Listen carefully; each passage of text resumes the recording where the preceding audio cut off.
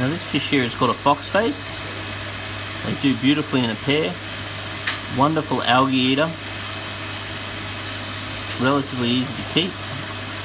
They are a skinned animal, so you don't want to expose them to too much change in salinity, particularly up temperature or pH.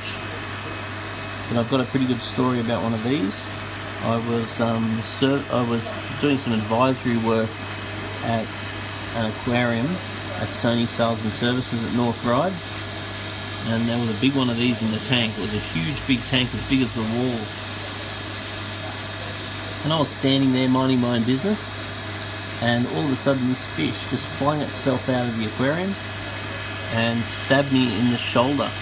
And they're actually got very poisonous neurotoxins in their dorsal, and you would not read about it, but the dorsal spine spined straight through my shirt into my flesh, and the fish literally ninja starred me, and it was extremely painful. I then grabbed the fish off the floor, instinctively threw it back into the fish tank again, and then fell on the ground in absolute agony. I then dragged myself over to the tap, turned the hot on, put my shoulder underneath the hot water. Then once the hot water became so hot, I was no longer worried about the sting from the Foxface. I was more worried about burning myself with the hot water. Well, put your pants back on. I do have my pants on. Good? I then...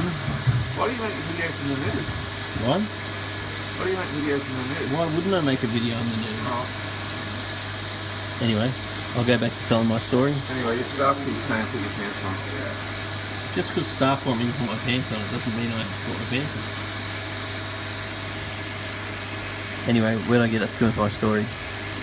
Then the owner found me on the ground in a mess of water in pain, and there's no way that he would have believed me that the fish literally jumped out of the aquarium, ninja starred me, and stabbed me while I was watching the fish. So there you go, watching fish can be dangerous.